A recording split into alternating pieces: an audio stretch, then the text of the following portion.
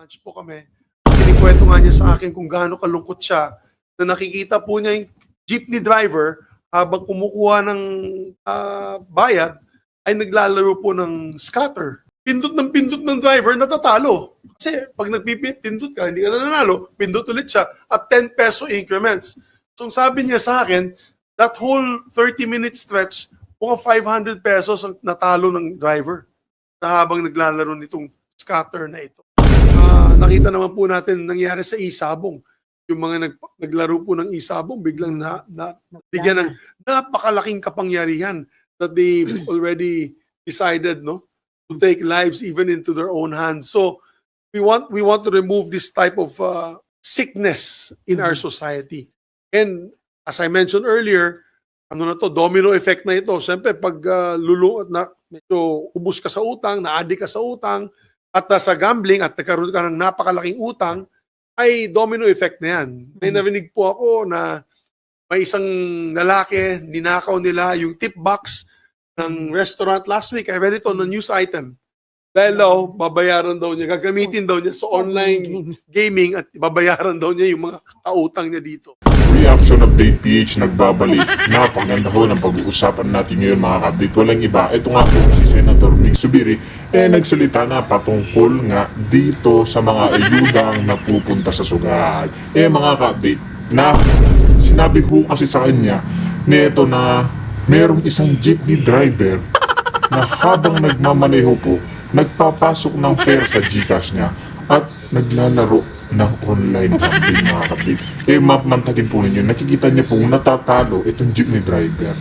Kaya naman ang nangyayari mga update, ang mga pera ng mga Pilipinong naghihirap na isinusugal pa. Yan po ang kahihirapan natin. Tanggapin na po natin ito mga update. Marami po sa ating mga kababayan ang lulong sa mga scatter. Sa lahat ng sugal online mga kapatid. Diyan po lalong nalulugmok itong ating mga kababayan na imbis na ipangkain lang sa araw-araw, isinusugal pa po nila. Kaya mga ka-update, talaga naman po nakakalungkot ito sa ating mga kababayan. Kasi lalo na ngayon mga kabita, diretsahan na po tayo dito. Marami hong artista ang nagpo-promote ng online sugal. Tama po ba yan mga ka-update? Mga artista na po, pero pinopromote pa rin ang mali. Kasi mga ka-update, mantagin nyo, binabawal po yung physical na sugal. Magkikita ka ng pulis na nagsusugal ka dyan, kahit saan, sa kanto. Bawal yan, huhulihin ka. Pero bakit ngayon mga ka-update, ang gobyerno natin, pinapabayaan ang online gambling. Pinopromote pa mga ka-update. Yan po ang malaking katanungan dyan. Hindi po dapat natin, hindi po tama yan. Hindi po natin dapat pinapabayaan ang ganyang sistema ng ating bayan. Kaya lalo po tayong maghihirap. Diba mga kapatid, natatandaan nyo po nung kapanahulan ni Pangulong Duterte, pinagbabawal niya yung online sabong. Kasi po mga kapatid, nakikilala nga yung bansa natin sa online, sa sabong. Ano po yan? Nakikilala yung bansa natin sa sugal mga kapatid. Nakakahiya po yan. Malalaki pong billboard kaya saan ka magdumaan ngayon. Dahil kasi expressway, kahit saan mga kapatid makikita mo may mga billboard ng mga bilyong-bilyong ads nila. Diba? Kaya yan po yung pag-uusapan natin kung saan ang ayuda napupunta sa sugal. Pakinggan ho natin ang magiging pahayag ni Senator Mig Zubiri patungkol dito. Kinikwento nga niya sa akin kung gaano kalungkot siya na nakikita po niya yung jeepney driver habang kumukuha ng bayad ay naglalaro po ng scatter. Yung parang slot machine. At nakikita niya, pindot ng driver, natatalo. Kasi pag nagpipindot ka, hindi ka na nanalo, pindot ulit siya at 10 peso increments. So sabi niya sa akin, that whole 30-minute stretch, mga 500 pesos ang natalo ng driver na habang naglalaro nitong scatter na ito. So imagine, 500 pesos, you lose that, yan ang income mo sa isang buong araw na pagbiyahe. Na dapat sana binigay mo na sa mga anak nyo yan, sa asawa mo, para mabayaran ang pangangailangan sa bahay. Narinig niyo po yun mga kapatid. Jeepney driver na lang po siya. talagang nakakalugmok at nakakalungkot. Ang tagal nyo pong binabiyahe yan sa init ng araw. Diba? Ipang kakain nyo na lang ng pamilya mo.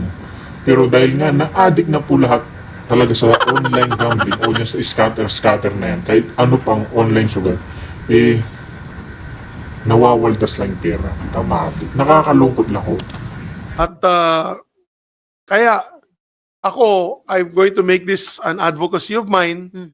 It's not enough to do regulation kasi nakita mo naman na yun lalabas yung that's why na-late ako ng konti dahil gusto ko makita mismo, ako mismo sarili kong makita, saksihan itong online gaming na ito. It is so easy to enter the online gaming sites. And pag may verified GCash account ka, agad-agad automatic makapasok ka na makakataya ka na. Tapos kung anong edad mo. nakalagay lang doon, you must be 18 years old, you must know the ills of gambling. May konting pabala lang. Tapos, press I agree. Pag pinindot mo na yung I agree na yan, pasok ka na kaagad. Laro ka na. Walang verification kung Oo, actually 21 dapat, but walang verification. Well, kasi yung ginamit natin GCash ay adult naman. No? Kasi yung GCash meron naman sila. In fairness, GCash meron naman silang verification method. But what people are doing to circumvent this is basically sometimes hinihiram nila ang may 21 na edad, bayaran nila, they use money, or sometimes they put up fake GCash account. I've seen it happen because ang dami-dami pong scams, no? Since Senator Grace po passed the SIM registration, ang dami pa rin online scams. So, nakakalusot pa rin sila. So, it is still easy for them to be able to get GCash account, a PayMaya account, or all kinds of e-wallets to play this game. The child that I mentioned na nag-suicide, that is just one of several thousands that are happening as we speak. No? Yung mga riders, mga farm workers po namin sa Bukidnon. Tinanong ko, out of 45 of our farm workers sa Bukidnon, almost half of them may accounts dito. Naglalaro sila, almost half. Tinatanong ko sa kanila, sabi ko, anong ginagawa? Ba't kayo naglalaro? Panglibang lang po, pang relax lang. Pero tinatanong ko, they lose an average of 500 to 1,000 pesos. Agricultural minimum wage earners ito. Diba? Na-addict na. Pagkano lang naman yung kanilang disposable income? Kaya, ang balita sa akin, guys, no? Narinig niyo po yan mga kabit, ginagawang libangan lang ang sugal. Pero ang katotohanan, kinaadikan na ho nila at nalulugmok na sila sa utang. Ay ang katulad po ng sinabi ni Sir Mark Anthony Lopez, ayan na, basahin po natin nasa taas po siya. Tinanggal ang pogo na ang pakinabang ng Pinoy trabaho at real estate. Pinalit ba naman ng online casino, isabong at online betting na buhay ng pamilyang Pilipino ang sinisira. Ayan po mga kabit, totoo itong sinabi ni Sir Mark Anthony Lopez na maraming Pilipino ang nakakapagtrabaho din. Sabihin, hindi naman po talaga literal na illegal itong nangyari. Kasi nagka-issue lang po yan dahil mga Chinese at dinawit kay Pangulong Duterte. May real estate po dyan at magandang trabaho. Pero itong mga pinay-promote na mga artista, sugal, online gambling, mga ka-update, lalo talagang lulugmok itong ating bayan. Tandaan po nyo yan. Lulugmok lalo ang ating bayan kapag nagtuloy-tuloy pa rin yan at hindi na solusyonan ng mga tao dyan sa gobyerno. Kaya mga update, kung nagsusugal ka sa online or scatter, itigil mo yan. Kaya pakinggan po natin ulit ito si Senator Mix. This is a serious issue. I spoke to manufacturers. I spoke to mall operators doon sa probinsya, hindi to yung mga SM. I don't know. I don't know the facts. Maybe we'll call them when we get to the hearings. We'll call SM, Ayala Malls. Bumagsak ang sales. Nakausap ko dito, mga Ororama, doon sa probinsya namin, yung mga local mall operators. Bumagsak ang sales nagtataka sila, ba't matamlay ang sales na yun? In other words, these last few months, matamlay ang sales. They also told me their suspicion is online gaming. Kasi, naubos na yung pera mo Pera para nila. madala mo yung anak mo sa Jollibee. Mm. Di ba? Imbis na madadala mo sila sa Jollibee, manunod kayo ng isang pelikula sa sinihan, hindi na nila madadala dahil nauubos na eh. Wala sa sugal. Sa online gaming, nauubos na. And even we asked around when I had a meeting with the NGCP recently, even power consumption is down. Ibig sabihin, wala na masyadong, siguro dahil nauubos sa sugal, eh baka hindi na gumagamit ng air condition, electric fan na lang. Mga ganun klaseng mga situations. But we cannot deny that manufacturing is down, the consumption is down, consumer spending is down. Would it be because of this? You ask me? My opinion? Yes. The proliferation of over 5 to 10 million Filipinos in online gaming. Right now kasi on different websites, I read that about 5 million, between 5 to 10 million Filipinos doing online gaming every day. So kung yan yung mga padre de pamilya, diba? Yan yung mga nanay, yan yung mga nakatanggap ng ayuda, yan yung mga tanggap ng 15-30 na sweldo. Itinaya yung Itinaya na yung ano nila. Itinaya na yung kanilang kita, no? Kanilang tulong, ay imbes na ibibigay sa pamilya, naubos sa sugal. Ang yumayaman, iilan lang. And there's only about 20 or 30 online gaming sites. These are now probably the most richest Filipinos in the country. At what expense? At what social cost? Guys, let me state this, the specifics, and let me state some facts. We are now the #1 gambling capital of Asia. Alam naman ninyo yan, you can go online. Yung, it's this website, C-Asia. Philippines is #1. #2 ang Cambodia. #3 ang Macau. #4 ang Vietnam. #5 ang South Korea. In terms of number of casinos. Sa online gaming, we're also close to being #1. The top 5 countries for online slot machine players, online yan for 2023. #1 is Indonesia. #2 is Cambodia. #3 is the Philippines. #4 is Myanmar. And #5, Russia. So, top 3 tayo. Top 1 na nga tayo sa casinos. Top 3 na tayo sa slot machines. And this is in 23 statistics, 2023. Ayun nga po mga kabit, narinig naman po natin si Senator Mix, nakikilala po ang ating bayan sa pagiging garapal sa sugal. Di ba mga kabit? Nakakalungkot po yan.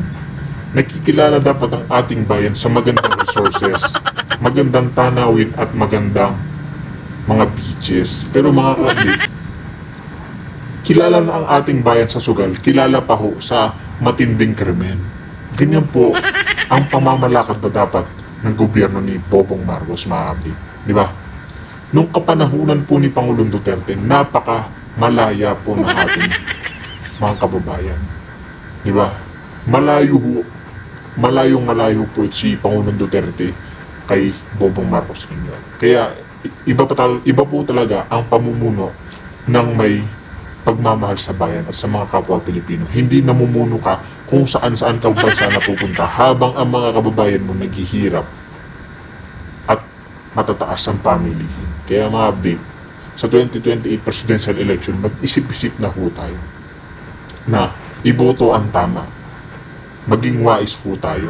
Maging antay po tayo sa mga sugal. Di ba? Paano kayo na yun? Mas accessible na po siya. So ano pong plano natin? We'll make our prohibited acts under our bill, Senate Bill number 142. Senate Bill number 142. It is the prohibited acts, establishment, operation, conduct of online gaming in the Philippines, which shall cover those offshore or foreign operated digital gambling platforms or applications. #2, acceptance of any form of betting or wager by digital gambling platforms or application through online. #3, facilitating the use of electronic wallet or e-wallet and other digital payment systems for online gambling. Pagbabawal po natin yan. Number 4, advertising through traditional media, online, and social media, including posts of content creators, vloggers, influencers, which promote online gambling and specific digital gambling platform. So, ang gagawin po natin, website blocking, application removal, mandatory response period for all takedown and blocking of removal requests issued by PAGCOR, the DOJ, of course, reporting and compliance mechanism, and penalties for non-compliance. So, yan po ang gagawin natin. There's also a list of penalties. For example, those who violate Section 4 and 5 will be met with the following. First offense, 20 million peso fine and suspension of license of 6 months. Second offense will be a fine not less than 50 million pesos or suspension of 1 year. And the third succeeding offense is the penalty of 100 million pesos and permanent revocation of its license permit operated by PAGCOR that PAGCOR will impose. And there's also the Criminal Act.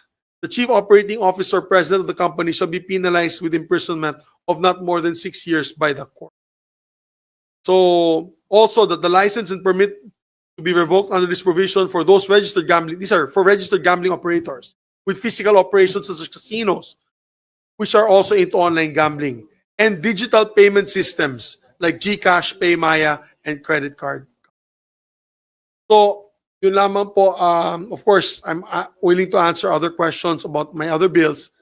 But ito pang ipaglalaban po natin. I've gotten so much support from different LGUs. Ang dami pong LGUs sumusuporta nito. Ang dami pong grupo ang nagpapadala po ng pasalamat sa akin online sa Facebook ko. And we have all sorts of NGOs that are really pushing for this. Sana huwag na natin pag-usapan ng regulation kasi regulation nalulusutan eh. Nalulusutan. Kaya sana tulong-tulong po tayong pagbawal itong online gaming para sa ating bansa. Sir, appeal ba kayo na maging maisama ito sa priority kapag nag-LEDAC meeting? Yes, if I had an opportunity na makausap po ang ating Pangulo o mga leaders natin, sana po may isama nila ito, pag-usapan nila ito sa because the social cost is not worth it. Not worth it. Nakita naman po natin nangyari sa Isabong. Yung mga naglaro po ng Isabong, biglang bigyan ng napakalaking kapangyarihan that they already decided to take lives even into their own hands. So we want to remove this type of sickness in our society.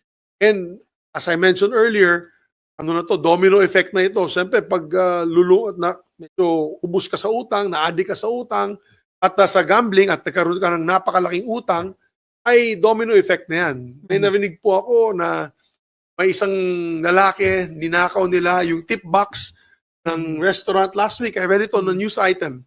Dahil daw, babayaran daw niya, gagamitin daw niya sa online gaming at babayaran daw niya yung mga kautang niya dito. So, before you know it, we'll be a nation of gamblers and we'll be a nation sinking into this gambling addiction. Yung online gaming giant DigiPlus Interactive Corporation, which operates sa Bingo Plus, Arena Plus, and Game Zone, sumulat sila sa Philippine Stock Exchange.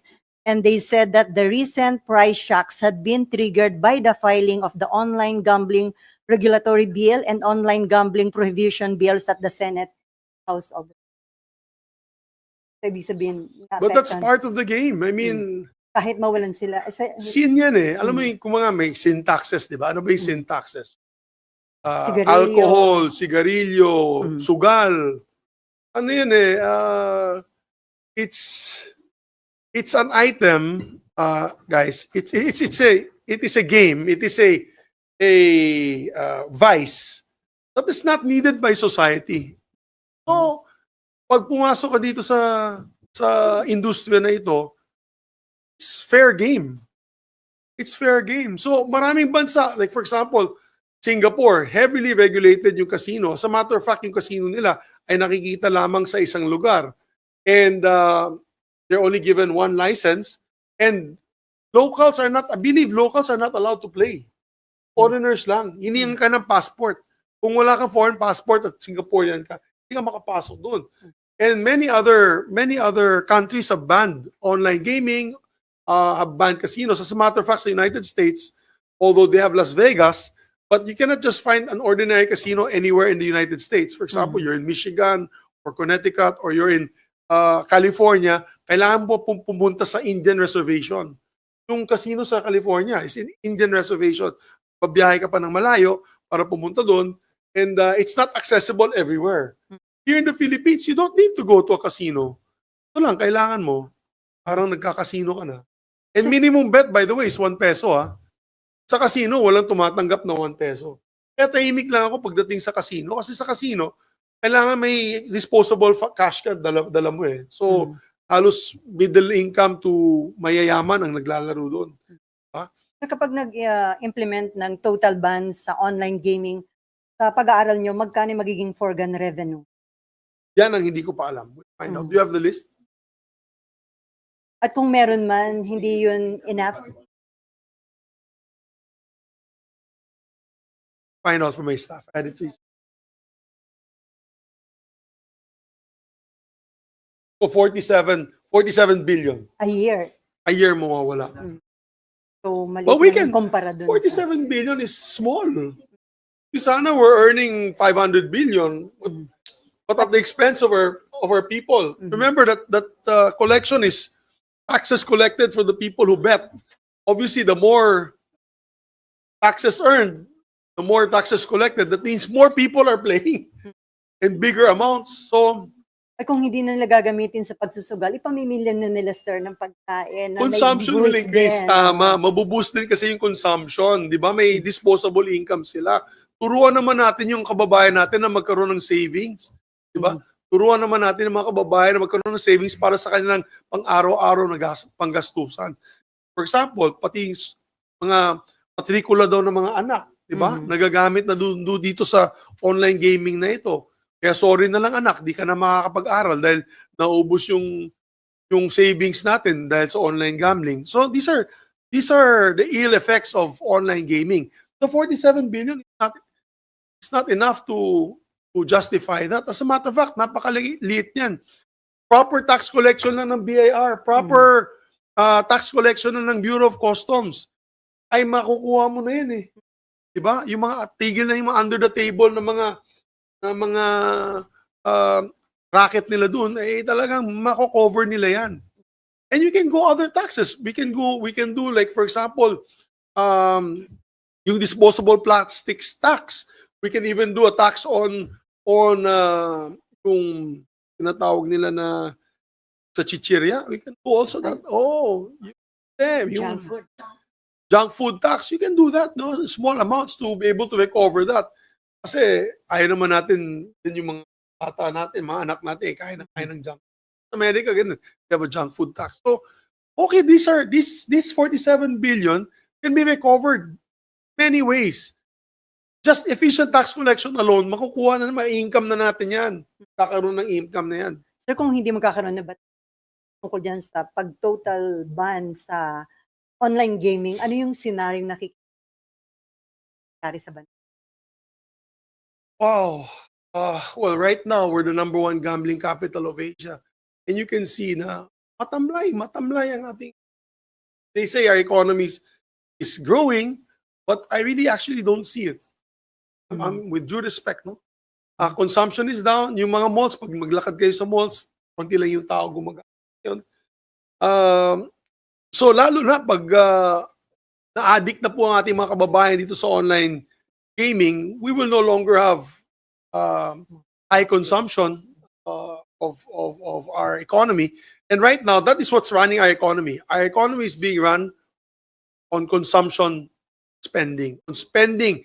Yun yung OFWs. Isa pa yan. Eto, maganda.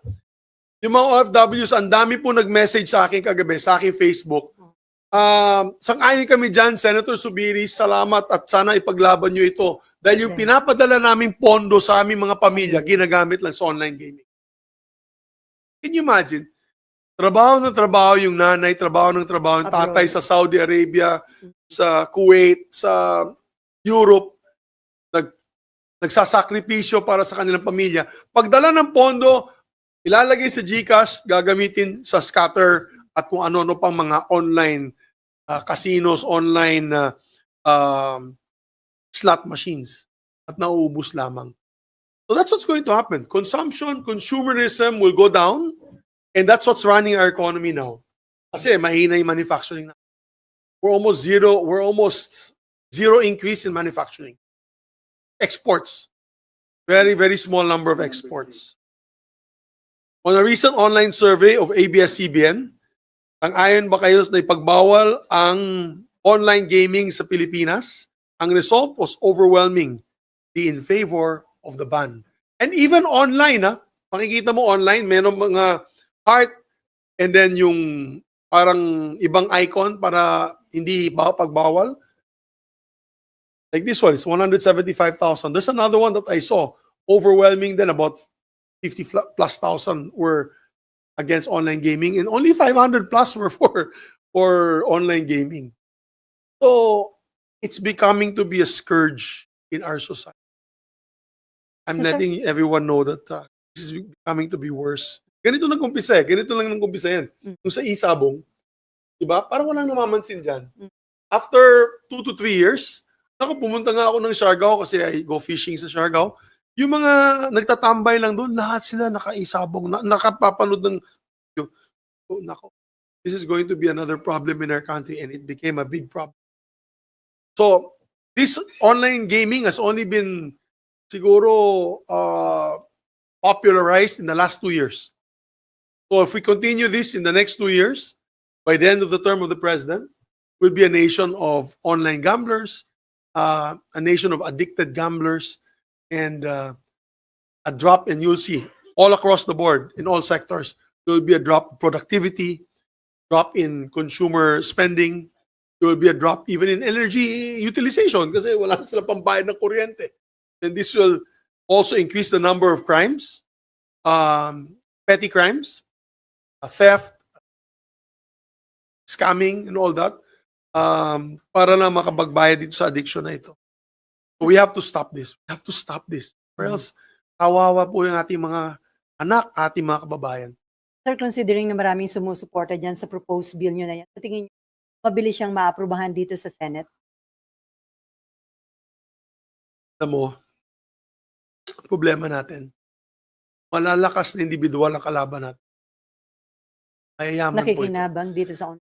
Mayayaman po ang mga kalaban natin dito. We all know that the owners of online gaming sites are very wealthy and powerful individuals.